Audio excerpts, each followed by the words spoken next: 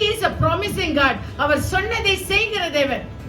அவர் யோசுவாவிடம் சொல்லுகிறார் 7வது வசனம், மோசே யோசுவாவை அழைத்து இஸ்ரவேல் எல்லோரும் பார்த்திருக்க அவனை நோக்கி பலம் கொண்ட தினமனதாய் இரு, கர்த்தர் இவர்களுக்கு கொடுப்பேன் என்று இவர்களுக்கு பிதாக்களுக்கு ஆணையிட்ட தேசத்துக்கு நீ இந்த ஜனத்தை அழைத்து கொண்டு போய் அதை அவர்களுக்கு சுதந்தரிக்கும்படி செய்வாய்.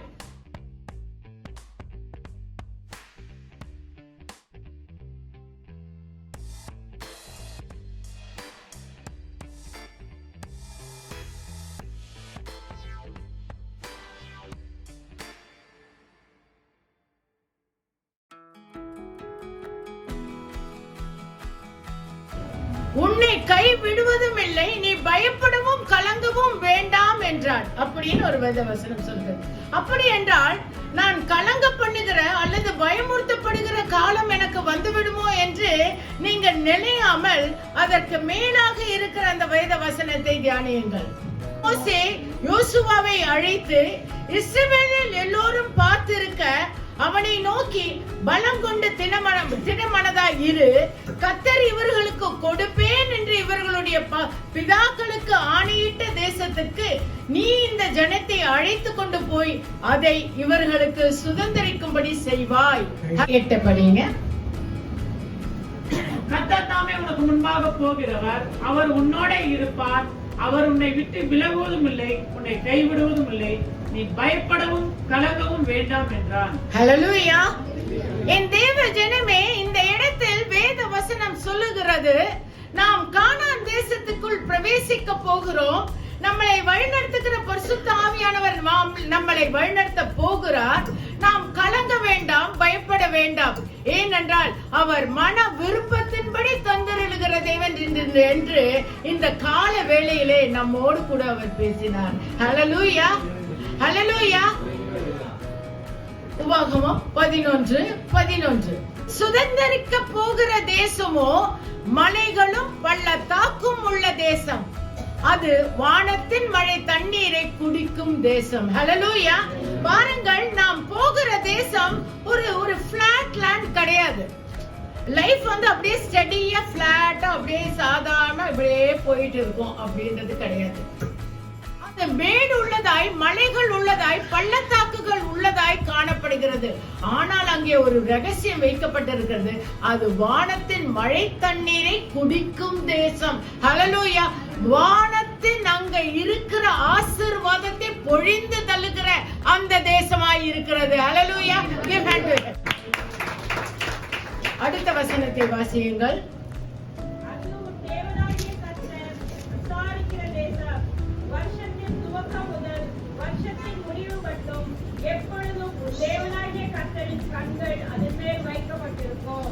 இப்போ உங்களுக்கு புரிந்ததா? நம்ம மேல் அவருடைய இந்த 23 முழுவதும் அவர் எதை வைத்திருந்தார்? அவருடைய கண்கள் எதன் மேல் வைத்திருந்தார்? நம்மளுடைய இருதயத்தின் மேலும் நம்மளுடைய ஆத்மா மேலும் அவர் நோக்கமாய் இருப்பது வைத்திருந்தார். ஹல்லேலூயா. அப்போ அதுக்கு உடனே திருப்பி அந்த 11 படிங்க.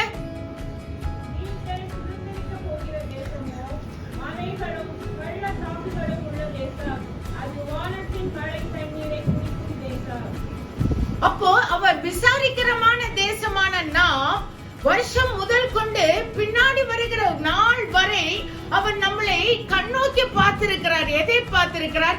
ஒரு விஷயம் நீங்கள் யோசிச்சு பாருங்கள். எவை நாம் என்ன செய்தோம்?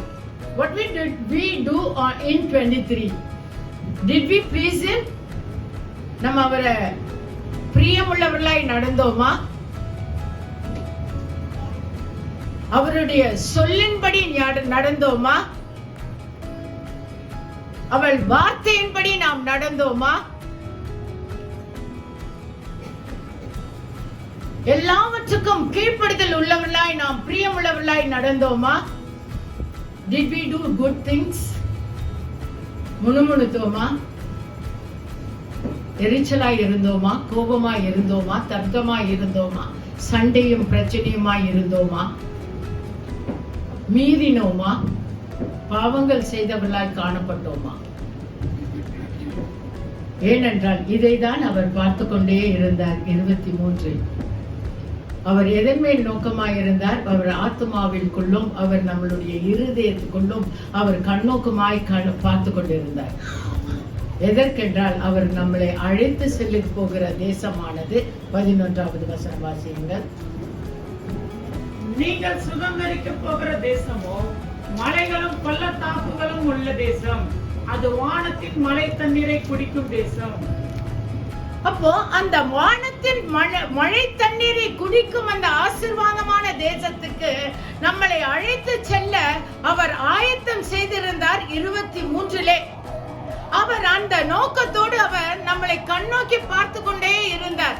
நாம் என்னென்ன செய்கிறோம், எப்படியெல்லாம் செய்தோம், எந்தெந்த விதமாய் செய்தோம், அவரை பிரியப்படுத்துகிறவர்களாய் செய்தோமா, அவருடைய வார்த்தைக்கு நான் கீழ்ப்படிந்தேனா, நான் அவரை முழு மனதோடு ஆராதித்தேனா, முழு மனதோடு அவரை நினைத்தேனா, தியானித்தேனா, அவருக்கு கீழ்ப்படிந்தேனா என்று அவர் ஆராய்ந்து பார்த்து கொண்டே இருந்தார். ஆனால் இவை யாவும் என்னதான் நம்ம செய்திருந்தாலும் he never used to நம்மள அந்த வாக்குத்தத்தம் செய்த அந்த தேசத்துக்கு போக கூடாது என்று அவர் தள்ளுகிற ஆண்டவர் அல்ல. அவர் he is a promising God. அவர் சொன்னதை செய்கிற தேவன். அவர் யோசுவாவிடம் சொல்லுகிறார். 7வது வசனம், மோசே யோசுவாவை அழைத்து இஸ்ரவேல் எல்லோரும் பார்த்திருக்க அவனை நோக்கி பலம் கொண்ட தினமனதாய் இரு, கர்த்தர் இவர்களுக்கு கொடுப்பேன் என்று இவர்களுக்கு பிதாக்களுக்கு ஆணையிட்ட தேசத்துக்கு நீ இந்த ஜனத்தை அழைத்து கொண்டு போய் அதை அவர்களுக்கு சுதந்தரிக்கும்படி செய்வாய். செய் என்று சொல்லவில்லை, செய்வாய் என்று சொல்லுகிறார். Hallelujah. He is going to do it. He has done it. Hallelujah. Hallelujah. 31வது அதிகாரம், அதே அதிகாரம் 11, 12, 13 3 வசனமானது ரொம்ப செவி கொடுத்தா மட்டும்தான் கானான் தேசத்துக்குள்ள நம்ம போக முடியும். ஹல்லேலூயா. 11, 12, 13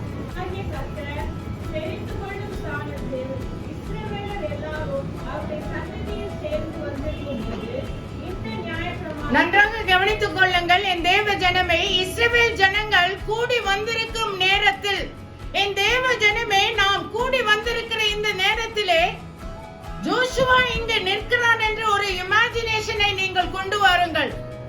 அவன் சொல்லுகிறான், என்ன சொல்லுகிறார் என்றால், உன் தேவனாகிய கர்த்தர் தெரிந்து கொள்ளும் ஸ்தானத்திலே, உன்னை தெரிந்து கொண்ட ஸ்தானத்திலே இஸ்ரவேல் எல்லோரும் அவருடைய சந்நிதியில் சேர்ந்து வந்திருக்கும் போது இந்த நியாயப்பிரமாணத்தை இஸ்ரவேலர் எல்லோரும் கேட்க அவர்களுக்கு முன்பாக வாசிக்க வேண்டும். ஹல்லேலூயா.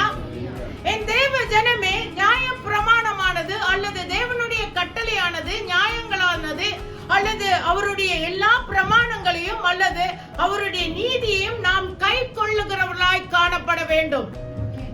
இதற்காக மாத்திரம்தான் நாம் தேவ சமூகத்திலே சேர்கிறோம். ஹல்லேலூயா. இந்த வசனத்தை திருப்பி தியானிங்க, திருப்பி வாசிங்க. இந்த நியாய பிரமாணத்தை இஸ்ரவேல் எல்லோரும் கேட்க அவர்களுக்கு முன்பாக வாசிக்க கடவாய்.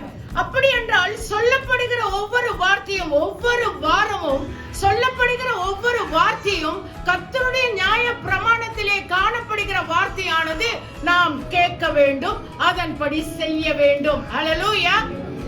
நாம் கேட்க வேண்டும், அதன்படி செய்ய வேண்டும். ஹல்லேலூயா. புருஷர்கள் ஸ்திரீகளும் பிள்ளைகளும் உன் வாசலில் இருக்கும் அந்நியர்களும் கேட்டு கற்றுக்கொண்டு உங்கள் தேவனாகிய கர்த்தருக்கு பயந்து இந்த நியாயப்பிரமாணத்தின் வார்த்தைகளின்படி எல்லாம் செய்ய கவனமாய் இருக்கும்படிக்கு.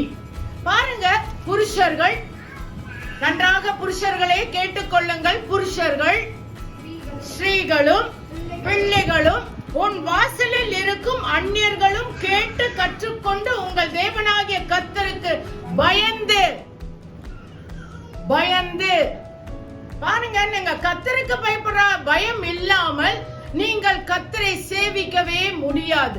கர்த்தருடைய வார்த்தை இது சொல்லுகிறது என்று நீங்கள் நினைவு கூறாமல், ஏன் நீங்க சபையில தூக்கம் வருது, ஏன் தலை குனிஞ்சு உட்கார்ந்துட்டு இருக்கோம், ஏன் நம்ம ஏதோ ஒண்ணு நினைச்சுக்கிட்டு இருக்கோம்? ஏன்னா கர்த்தருக்கு பயப்படுற பயம், அவருக்கு கொடுக்க வேண்டிய கணம், அவரை நேசிக்க வேண்டிய நேசம், அவர் மேல் வைத்திருக்கிற அன்பு, முழு மனதோடும் முழு ஆத்மாவோடும் முழு சிந்தையோடும் அவரை சேவிக்க வேண்டிய விதம். புரியுதுங்களா? அப்படி பயம் இல்லாமல், ஆனால் அவர் சொல்லுகிறார், பயந்து. புருஷர்களே, ஸ்திரீகளே, உங்கள் பிள்ளைகளே, வீட்டு வாசல் இருக்கும் அந்நியர்கள் கேட்கும்படிக்கு நீங்கள் கர்த்தருக்கு பயப்படுற பயத்தை பயந்து இந்த நியாயப்பிரமாணத்தின் வார்த்தைகளின்படி எல்லாம் செய்ய கவனமாய் இருக்கும்படிக்கும். பாருங்க, அது கேட்கறதுக்கு மாத்திரமல்ல, அது செய்கிறவர்களாய் காணப்பட வேண்டும். இன்னைக்கு அநேக நம்ம நிறைய வாட்டி யோசிக்கிறோம், we fight with God அப்படின்ற சாட்சிகளை கேட்கிறோம். No, we no need of fighting with God, just obey God. He says, எனக்கு பயந்து இந்த நியாயப்பிரமாணத்தின்படி நீங்கள் எனக்கு பயந்து கீழ்ப்படியுங்கள். எப்படி? பயந்து கீழ்ப்படியுங்கள், பயந்து கீழ்ப்படியுங்கள். அப்போ பயம்னா ஒரு மாயான பயம் அல்ல, ஒரு வெள்ளை அடைக்கப்பட்ட கல்லறை மாதிரி அல்ல. அந்த பயம் எப்படி வேணது? with honor and the respect. Yes, he is my God. With love, I love him என்ற அந்த அன்போடு. புரிஞ்சுதுங்களா? அந்த அன்போடு, அந்த அன்பு பெருக வேண்டும் உங்கள் இருதயத்துல. உங்கள் ஆண்டவரை நினைத்து நீங்கள் ஒரு விசை கண்கள் மூடும் பொழுது உங்களுக்குள்ளே அந்த அன்பு பெருக வேண்டும். இந்த உலகத்தின் காரியங்கள் அல்ல. பிரமாணத்தை நீங்கள் கை கொள்ளும் பொழுது, பயந்து கை கொள்ளும் பொழுது, 13வது வசனம் வாசிங்க. பாருங்க, அங்க ஒரு இடத்துல சொல்றாரு, நீங்கள் அறியாத அவர்கள் பிள்ளைகளும் கேட்டு.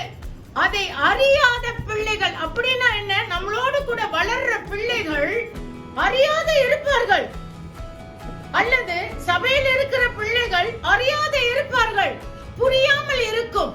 See, நீங்க நம்ம நினைக்கலாம், because I am a Christian I know everything, because as a pastor he knows everything, and because of pastor wife she knows everything. Pastor's children, yes, they are also, they know everything. No, we won't know anything. கர்த்தருக்கு பயந்து அவர் நியாய பிரமாணத்தை கேட்கிறது மாத்திரமல்ல, அதை கீழ்ப்படியும் போது மாத்திரம்தான் அவர்கள் பிள்ளைகளும் கேட்டு நீங்கள் யோர்தானை கடந்து சுதந்திரிக்க போகிற தேசத்தில் உயிரோடு இருக்கும் நாளெல்லாம் உங்கள் தேவனாகிய கர்த்தருக்கு பயப்பட கற்றுக்கொள்ளும்படிக்கு ஜனத்தை கூட்டி அதை வாசிக்க வேண்டும் என்றான். ஹல்லேலூயா. நியாயப்பிரமாணத்தை ஒரு நாள்ல வாசிக்க முடியாதுங்க. நீங்க உபாகமம் வாசிங்க, லேவியாகமம் வாசிங்க, யாத்ராமம் வாசிங்க. இப்படி நீங்க ஒவ்வொன்றத்திலையும் பாத்தீங்கன்னா ஒரு சின்ன விஷயத்த நான் சொல்றேன். ஒரு வீட்டுக்கு நான் 25 வருஷத்துக்கு முன்னாடி அவங்க புதுசா வீடு கட்டினாங்க. மாடி ஏறினேன். மாடியில ஏறும்போது 2 பக்கம் கை செவர் இல்ல, மொட்டை மாடியில அந்த செவரு இல்ல. ஆனா நான் அதுக்கு முன்னாடி தான் கொஞ்சம் படிச்சு பார்த்திருந்தேன். அங்க என்ன எழுதி இருக்குன்னா, கைப்பிடி செவரும் அந்த மொட்டை மாடியில அந்த செவரும் வைக்க வேண்டும், இல்லை என்றால் அதை தவறி விழுந்து இறந்து போகிறவருடைய இரத்தப்பழி நான் உன்னிடம் கேட்பேன். புரிஞ்சுதுங்களா? அப்போ அது ஒரு சின்ன விஷயம்தான். அப்போ அங்க பாத்தீங்கன்னா, அந்நியனுடைய மரத்தை, உன் பக்கத்து வீட்டு மரத்தில் இருக்கிற காய் உன் வீட்டில் விழுந்தா அதை நீ சுதந்திரிக்கலாம். இன்னைக்கு லா பேசுது, பட் அதுல வேதம் சொல்லுது, அதை எடுத்து அவனிடத்தே நீ திரும்பி கொடு. அவன் வேண்டாம் சொன்னா நீ எடுத்து ஒழிச்சுக்கோ. தேங்காய். இதெல்லாம் சின்ன சின்ன விஷயம். இந்த நியாய பிரமாணத்தை கற்றுக்கொள்ளாமல், இந்திய லா அல்லது நான் ஒரு எக்ஸாம்பிள் சொல்றேன். இந்தியாவில இருக்கிற நம்ம இந்த தேசத்துல இருக்கிற நம்ம இந்த தேசத்தினுடைய லாஸ் அந்த கட்டளைகளையும் அந்த இதையும் நம்ம கத்துக்கலைன்னா, அந்த லாஸை கத்துக்கலைன்னா we cannot be a good citizen at all. அப்போ அதை நம்ம கத்துக்கிட்டு எப்படி நம்ம ஒரு நல்ல ஒரு சிட்டிசன், பிரஜை, இந்திய பிரஜையாக நம்ம இருக்க முடியும்ன்றது, நம்ம எப்படி எல்லாம் இருக்கணுமோ, ரேஷன் கார்டு இருக்கணும், ஆதார் கார்டு இருக்கணும், பாஸ்போர்ட்ல எல்லாமே கரெக்டா இருக்கணும், அப்படி எப்படி எல்லா கட்டளைக்கும் நம்ம கீழ்ப்படிந்து ஒரு இந்திய பிரஜையா இருக்கிறோமோ, அதே மாதிரி என் தேவ ஜனமே, நாம் கிறிஸ்துவர்கள் என்று சொல்லும் பொழுது நியாயம் பிரமாணத்தின் எல்லா காரியத்தையும் கர்த்தருக்கு பயந்து கேட்டு அதன்படி நடக்கிறவர்களாய் காணப்பட வேண்டும். ஹல்லேலூயா, ஹல்லேலூயா, ஹல்லேலூயா. அப்பனா I am a Christian என்று we cannot say proudly at all. But remember, we will fail. We will fail. But remember, we should not fail. எப்படி? நம்ம தோத்து போவோம், நம்ம அடிக்கடி விழுவோம். இல்ல, நான் விழக்கூடாது, நான் நிக்கணும், நான் விழக்கூடாது, நான் நிக்கணும், நான் விழக்கூடாது நிக்கணும்ன்ற பிராக்டிஸ் அது எப்படி வரும்னா கர்த்தருக்கு பயந்து கேட்கறது மாத்திரமல்ல, பயந்து நடக்கிற விதத்துல, பயந்து நடக்கும் பொழுது அந்நிய பிள்ளைகளும் அந்நியரும் அதை கேட்டு அதை கண்டு அவர்களும் விசுவாசிகளாய் மாறும்படி நம் பிள்ளைகளும் அறியாத பிள்ளைகள் அதை கற்றுக்கொள்ளும்படி படிக்கும் கர்த்தர் அங்கே கிரியை செய்கிறார். ஹல்லேலூயா, ஹல்லேலூயா. 1 கொரிந்தியர் 16, 13, 14. விழித்திருங்கள், விசுவாசத்திலே நிலைத்திருங்கள், புருஷராயிருங்கள், திடன் கொள்ளுங்கள், உங்கள் காரியங்கள் எல்லாம் அன்போடே செய்யப்பட கடவுது. பாருங்க, நியாய பிரமாணத்தை நான் கை கொள்ள வேண்டும், நான் கேட்கிறது மாத்திரமல்ல, நான் அதன்படி செய்ய வேண்டும் என்று எப்படி அதை செய்ய முடியும்? விழித்து இருங்கள், விசுவாசத்திலே நிலைத்து நில்லுங்கள், புருஷராய் இருங்கள், திடன் கொள்ளுங்கள். ஹல்லேலூயா. Give hand to him. விழித்து இருங்கள். எதை குறித்து விழித்திருங்கள்? நாம் எந்த காரியம் செய்தாலும் வேத வசனம், அந்த நியாய பிரமாணமானது இருதய பலகையிலே எழுதியிருக்கப்பட வேண்டும்.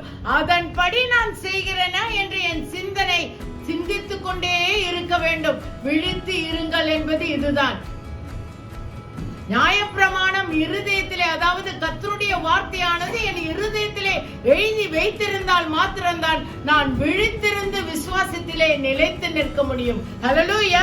விழித்து இருப்பது எப்படி என்றால், வேத வசனம் என் இருதயத்திலே காணப்பட வேண்டும், என் சிந்தனையிலே காணப்பட வேண்டும். நாம் செய்வதே திரும்ப திரும்ப செய்கிறோம் என்றால் எது அது? தின்னதை கற்கினதை மீண்டும் தின்னும். ஓ, நம்ம இல்ல, நம்ம இல்ல தானே? சொல்லுங்க. ரம்யா சிஸ்டர் சொன்னாங்க, நாய் கக்கினதை. அப்ப நம்ம இல்ல. ஓகே. அப்போ நியாய பிரமாணத்தை கை கொண்டு அது கேட்கறது மாத்திரமல்ல, அதன்படி நாம் பயந்து நடந்து நாம் ஒரு சாட்சியா நிற்க வேண்டும் என்றால் விழித்திருந்து விசுவாசத்திலே நிலைத்து நிற்க வேண்டும். புருஷராய் இருங்கள், திடன் கொள்ளுங்கள். உடனே மேனா இருக்கணும் அப்படின்னு சொல்லிட்டு பேண்ட் போடுறது கிடையாது. புரியுதுங்களா? It is not that. புருஷனாய் அப்படின்ற புருஷர்களுக்கு ஒரு திடன் உண்டு. எந்த காரியம் வந்தாலும் இல்ல, நம்ம அதை சரி பண்ணிடலாம், அதை முன்னேறிடலாம், அதுல இருந்து வெளியே வரலாம், அதை நம்ம தாண்ட முடியும் அப்படின்ற எண்ணம் உண்டு. இல்லாதவங்க இன்னையில இருந்து வளர்த்துக்கோங்க. ஏன்னா எல்லா புருஷனுக்கு ஒரு சின்ன ஒரு ஹைட் பாக்குறேன். நீங்க அப்போ விசுவாசத்திலே நிலைத்திருந்து புருஷராய் இருங்கள், திடன் கொள்ளுங்கள். அப்போ அந்த இடத்துல ஆண்டவர் சொல்றார், விழித்திருக்கும் பொழுது நிலைத்திருக்க நீங்கள் திடன் கொள்ள வேண்டும். நல்லா கேட்டுக்கோங்க. திடன் என்றால் பலப்பட வேண்டும், பலம் கொள்ள வேண்டும், விசுவாசத்திலே பலம் கொள்ள வேண்டும். நான் விசுவாசிக்கிற காரியம் எனக்கு வரும் என்று விசுவாசித்து நான் விழித்திருக்க வேண்டும். நான் கற்றுக்கொண்டவைகளை நான் செய்யும் பொழுது மட்டும்தான் நான் விழித்திருக்க முடியும், நான் விசுவாசித்திருக்க முடியும், நான் நிலைத்திருக்க முடியும், நான் திடன் கொள்ள முடியும். ஹல்லேலூயா. ஆனால் அது மட்டும் போதாது.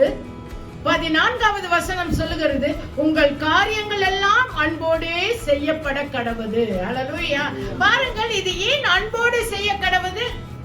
இந்த நியாய பிரமாணத்தால தேவனுடைய சத்தியமானது கடந்து வரும் பொழுது அது சும்மா அப்படியே செய்ய முடியாது. இயேசு கிட்ட அவங்க சிஷ்யங்க கேக்குறாங்க, ஆண்டவரே என்ன நீங்க எப்படி சொல்லுங்க ஆண்டவரே, எது பிரதானமான ஒரு விஷயம் சொல்லுங்க. அவர் சொல்றார், முழு மனதோடும் முழு ஆத்மாவோடும் உன் தேவனை நீ சேவி என்று. அப்போ எல்லாரிடம் அன்பு கூறுவது போல உன்னை நீ அன்பு கூறுவாயாக அப்படின்னு சொல்றாரு. அப்படித்தானே சொல்றாரு. அப்போ இந்த அன்பு என்பது முதலாவதாக நான் ஒரு நல்ல கிறிஸ்துவன், கிறிஸ்துவை ஏற்றுக்கொண்டவன் என்று நான் விசுவாசிக்க வேண்டும். நான் விசுவாசித்து நான் என் மேல் அன்பு கொள்ள வேண்டும். என் சரீரத்தை நான் கெடுத்துக் கொள்ளக்கூடாது, என் ஆத்மாவை நான் கெடுத்துக் கொள்ளக்கூடாது. உன் சரீரத்தை கெடுத்து நான் கெடுப்பேன்ற. அப்போ உன் கண்ணு தெளிவா இருக்கணும்ன்ற, நீ கண்ணால பார்த்து தெளிவா இருக்கணும். அப்போ கண்ணை பத்தியும் பேசுற. செவி கொடுத்து சேர்வதே நலம்ன்ற, அப்போ செவியை பத்தியும் பேசுற.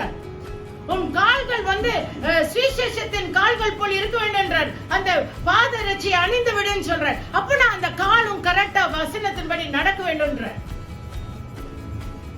இட்ஸ் நாட் ஈஸி, ஒரு ஈஸியான அல்லது சுலபமான காரியம் அல்ல. எப்படி சுலபமாகும் என்றால், நான் கர்த்தருக்குள் அன்பாய் இருக்க வேண்டும். என்னை நான் நேசிப்பது போல நான் பிறரை நேசிக்க வேண்டும். முழு மனதோடும், முழு ஆத்மாவோடும், முழு சிந்தையோடும் என் தேவனை நான் நேசிக்க வேண்டும், சேவிக்க வேண்டும். ஹல்லேலூயா, ஹல்லேலூயா. வாக்குத்தத்தத்தை வாசிங்க. கர்த்தர் தாமே உனக்கு முன்பாக போகிறவர், அவர் உன்னோட இருப்பார், அவர் உன்னை விட்டு விலகுவதும் இல்லை, உன்னை கைவிடுவதும் இல்லை, நீ பயப்படவும் கலங்கவும் வேண்டாம் என்றான். பாருங்க, திருப்பி இந்த வாக்குத்தத்தை இத்தனையும் கேட்டப்புறம் இந்த வாக்குத்தத்தை நீங்க நல்ல சத்தமா வாசிச்சு பாருங்க. கர்த்தர் தாமே உனக்கு முன்பாக போகிறார். நான் அன்புள்ளவனா இருக்கிறபடினாலே, நான் தெளிந்த புத்தி உள்ளவனாலே, நான் விழித்திருக்கிறபடினாலே, நான் அன்பு வைத்திருக்கிறதுனாலே, நான் அவரை விசுவாசிக்கிறதுனாலே, நான் புருஷனாய் தினமனதோடு காணப்படுவதனாலே கர்த்தர் தாமே உனக்கு முன்பாக போகிறார், எனக்கு முன்பாக போகிறார். அவர் உன்னோடு இருப்பார், அவர் உன்னை விட்டு விலகுவதும் இல்லை, உன்னை கைவிடுவதும் இல்லை, நீ பயப்படவும் கலங்கவும் வேண்டாம் என்றார். ஹல்லேலூயா. Give hand to him. கர்த்தர் இந்த வசனத்தின்படி இந்த வருடம் முழுதும் உங்களை ஆசீர்வதிப்பார். நீங்கள் கானான் தேசத்துக்கு கடந்து போகிறீர், இந்த நாளிலிருந்து கடந்து போகிறீர். கர்த்தர் உங்களை அப்படியாய் ஆசீர்வதித்திருக்கிறார்.